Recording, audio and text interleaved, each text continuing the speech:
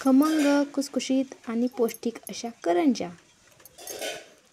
तर मी आज बनवणार आहे तीळ, गूळ आणि शेंगदाण्याच्या करंज्या. तर चला मी तुम्हाला दाखवते.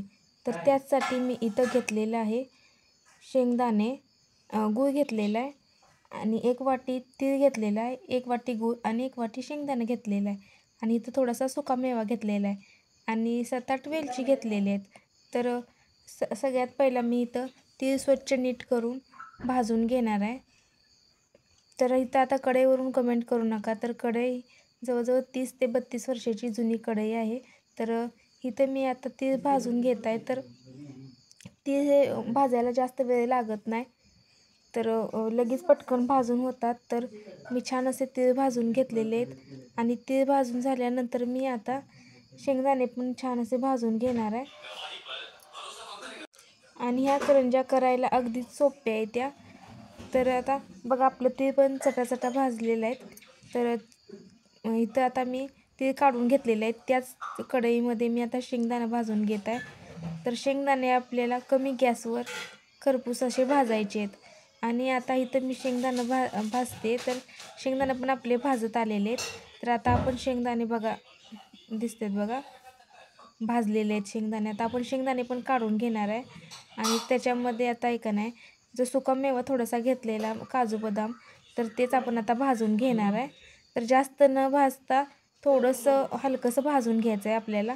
आणि आता आपला सुकामेवा पण भाजलेला आहे. तर मी हे सगळं एकत्र घेतलेलं आहे बघा, इथं एकत्र घेतलेलं आहे. आता मी हे थंड होऊन देणार आहे आणि आता हे थंड झालं का नाही तर मी हे मिक्सरला बारीक करणार आहे.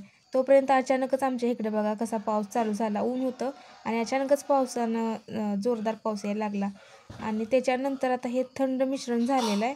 तर त्याच्यामध्ये आता मी गूळ आणि जी वेलची होती ती सोलून बारीक कुटून घेतलेले. तर आता मी हे सगळं एकजीव करणार आहे, म्हणजे एकत्र करणार आहे आणि हे सगळं मिक्सरला बारीक करणार आहे.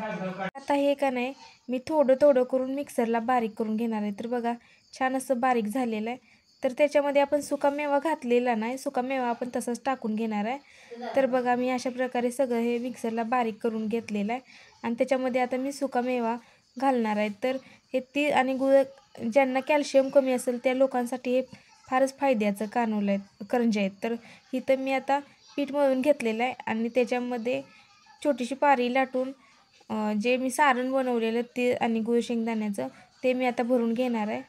आणि ते आता आपण जे ह्याच्या करतो ना करंज्या खोबऱ्याच्या आणि रव्याच्या, तर त्याच प्रकारे करायचे आहेत आपल्याला. तर आता मी हे कापून घेणार आहे आणि सगळ्या करंज्या अशाच प्रकारे करून घेणार आहे. आणि आता माझी करंजी बघा तयार झालेली आहे. तर तुम्ही बघू शकताय. तर ह्या तिळाच्या करंज्यांना थोडासा काळपट कलर येतो. तर माझा व्हिडिओ आवडल्यास नक्कीच सबस्क्राईब करा. चला